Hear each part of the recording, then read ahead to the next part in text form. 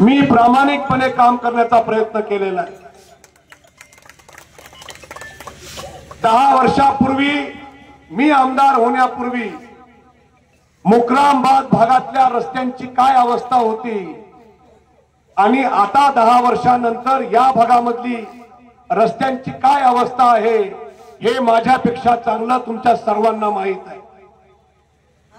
लेंडीच्या अलीकडे मुखेडचा विकास पोहोचत नाही अशी या भागातल्या लोकांचे आरोप होता, परंतु मित्र हो, मी पहिला आमदार आहे की ज्याने लेंडीच्या इकडे येऊन मुखेड पेक्षा अधिकचा विकास या भागामध्ये करायचा आपण प्रयत्न केलेला।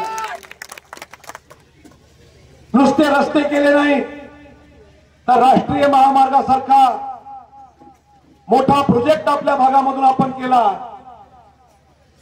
ज्या सावरमाळच्या पुढे जायला 1 तास 1.5 तास लागायचा, या सर्व गावांचं अंतर या राष्ट्रीय महामार्गाच्या कामामुळे आपण कमी केलेलं आहे।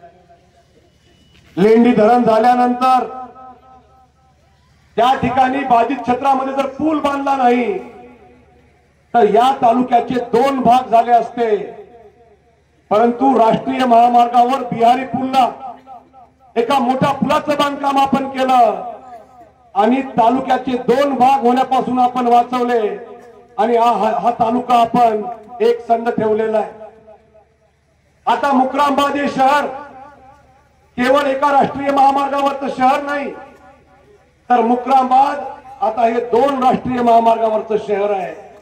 राष्ट्रीय महामार्ग क्रमांक 161 त्याचं काम आपण पूर्ण केलंय आणि राष्ट्रीय महामार्ग क्रमांक 63 जो रेणापूर उदगीर मुक्रामबाद तर पुढे देगलूर या सुद्धा रस्त्याच्या कामासाठी आता 604 कोटी रुपये मंजूर केले आणि याचंही टेंडर या ठिकाणी झालेलं आहे। निवडणुकीनंतर काही दिवसानंतर हेही काम या ठिकाणी सुरू होणार आहे आणि खऱ्या अर्थानं मुक्रामबाद भागामध्ये या राष्ट्रीय महामार्गाच्या कामानंतर विकासाचं परिवर्तन येणार। आपण कुठल्याही भागामध्ये जा, आपण आंबेगावला जा, आपण सावळीला जा, आपण बेल्लाला जा, आपण खतगावला जा, या भागामधल्या प्रत्येक गावामध्ये प्रत्येक वाडी तांड्याला मुख्य रस्त्यानं आणि पक्क्या रस्त्यानं जोडून या भागामधला रस्त्यांचा अनुशेष दूर करण्याचा प्रामाणिक प्रयत्न मी केलेला आहे। बालाजी पाटलांनी या ठिकाणी लेंडीचा उल्लेख केला। मी जेव्हा आमदार झालो तेव्हा मुक्रामबाद गावच्या 1310 कुटुंबांचा फक्त अवॉर्ड झाला होता, पण सरकार तुमचे पैसे देत नव्हतं। शासन स्तरावरती मुक्रामबाद गावच्या भोवती एक संरक्षण भिंत बांधायची, कारण मुक्रामबाद मध्ये पाणी येत नाही, त्यामुळे संरक्षण भिंत बांधायची आणि या गावचा अवॉर्ड कॅन्सल करायचा। अशा प्रकारच्या हालचाली त्यावेळेस शासन स्तरावरती होत्या। जर या ठिकाणी भिंतीचं बांधकाम झालं आणि तुमचा अहवाल जर कॅन्सल झाला तर या ठिकाणच्या गोरगरीब माणसावरती अन्याय होईल। त्यामुळं मी शासनाच्या स्तरावरती प्रयत्न केला। 2013च्या भूसंपादनाच्या नवीन कायद्याप्रमाणे तुमचा अहवाल मंजूर केला। ज्या अहवालाची किंमत पहिले फक्त 40 कोटी रुपये होती, त्या अहवालाची किंमत मी नंतर 93 कोटी रुपये केली आणि हे सगळे पैसे तुमच्या खात्यामध्ये आम्ही वर्ग केले।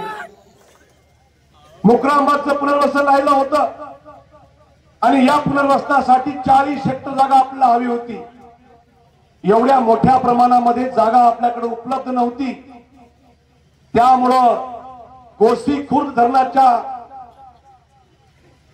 गोसीखुर्द सारखं या धरणामध्ये सुद्धा स्वच्छ पुनर्वसन झालं पाहिजे अशी मागणी मी विधानसभेमध्ये केली। आपण सर्वांनी मला साथ दिली आणि मुक्रामबादचं स्वच्छ पुनर्वसन मंजूर केलं। ज्या कुटुंबांना शेती आहे अशा कुटुंबांना 5 लाख रुपये आणि बगर शेती कुटुंबांना 3,69,000 रुपये, 70 कोटी रुपये आतापर्यंत तुमच्या खात्यामध्ये आम्ही जमा केलेले आहे। धरणाच्या कामाला खूप उशीर झाला,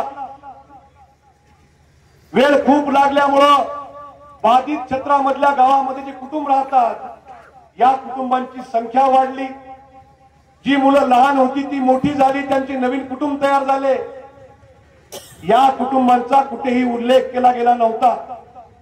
या नवीन कुटुंबांना सुद्धा न्याय मिळाला पाहिजे यासाठी पुन्हा विधानसभेमध्ये मी प्रश्न उपस्थित केला आणि ज्यांचं लग्न झालंय अशा कुटुंबांसाठी 130 कोटी रुपये मंजूर केले, हे सुद्धा पैसे तुमच्या खात्यावर जमा केले।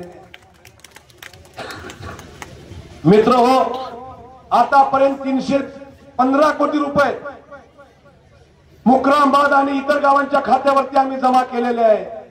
आणि आता सर्वात महत्वाची मागणी, ज्या जमिनी लेंडीमध्ये गेल्या या जमिनींचा मावेजा खूप कमी भेटला होता, त्यामुळे यांना पॅकेज द्यावं अशी मागणी मी सरकारला केली। आणि आता या निवडणुकीच्या पूर्वी या पॅकेजला सुद्धा सरकारनं मंजुरी दिलेली आहे।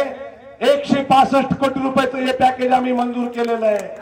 आणि काल मुख्यतः ज्यांनी फडणवीस साहेबांचं भाषण ऐकलं असेल त्यांना माहित आहे की हे काम अशक्य होतं, परंतु केवळ माझ्या राजकीय इच्छाशक्तीमुळे हे काम या ठिकाणी करून या गोरगरीब माणसाला न्याय द्यायचं मी काम केलेलं आहे।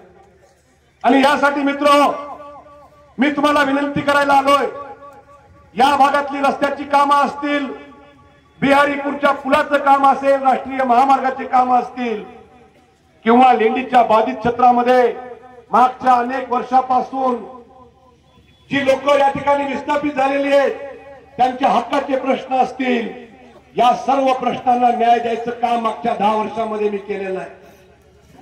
ज्या लोकांनी तुम्हाला खोटं बोलून, तुमची दिशाभूल करून आणि वारंवार या भागामध्ये अफवा पसरून राजकारण केलं, अशा माणसांपासून तुम्ही सावध राहायची वेळ आलेली आहे। 30 वर्षापासून हीच ती माणसं आहेत ज्यांच्यामुळे धरण होऊ शकलं नाही आणि तुम्हाला कधी न्याय मिळू शकला नाही। मी पहिला माणूस आहे ज्यानं तुम्हाला न्याय द्यायचा या ठिकाणी प्रयत्न केलेला आहे। लेंडीच्या धरणामध्ये जेवढे पैसे तुम्हाला भेटले हे सगळे पैसे माझ्या प्रयत्नामुळे मंजूर झालेले आहेत। आणि त्यामुळे मी तुम्हाला विनंती करतो की यांच्या अफवावरती आपण विश्वास ठेवू नका। निवडणूक आली की एखादा पैसेवाला माणूस बकरा म्हणून पकडून आणायचा, त्याला या ठिकाणी फिरवायचं, त्याच्या पैशाचा वापर करायचा। आता गोजेगावमध्ये 8 बोर मारले, इडग्यामध्ये लोकांना पैसे वाटप सुरू आहे, परतपूरमध्ये मंदिराला 3 लाख रुपये दिले। हे सगळे पैसे त्या पाहुण्याचे आहेत, जो बाहेरून आलाय त्याला माहित नाही किती मोठ्या खड्ड्यामध्ये पडलाय तो। आता ह्या पैशावरती तुमच्या 40 गावामध्ये 100-200 बोर, 10-20 मंदिराची कामं करतात। 10 वर्ष त्यांनी आमच्यासोबत हेच केलंय आणि नंतर जिल्हा परिषद निवडणुकीमध्ये मी केलो की नाही असं म्हणून तुमच्या समोर उभं राहतात। आणि 30 वर्षापासून हेच करून या भागाचं नेतृत्व करायचं त्यांनी केविलवानं काम केलेलं आहे। त्यामुळे माझी विनंती आहे मित्र, आपण अफवावरती विश्वास ठेवू नका। जी कामं लोक करतात आम्ही करतो, या कामाची खोटं बोलून नारळ फोडणाऱ्या माणसावरती आपण विश्वास ठेवू नका। ही निवडणूक ही तुमच्या विकासाची निवडणूक आहे। मागच्या 10 वर्षापासून तुमचे विकासाचे कामं कोणी केले? मागच्या अनेक वर्षापासून जे प्रश्न प्रलंबित होते हे प्रश्न कोणी सोडविले?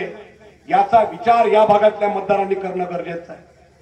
30 वर्षापासून लेंडीच्या अलीकडे कोणी आमदार येऊ शकला नाही, परंतु तुमच्या प्रेमाखातर आणि तुमचे प्रश्न सोडवण्यासाठी तुषार राठोड या ठिकाणी आलेला आहे।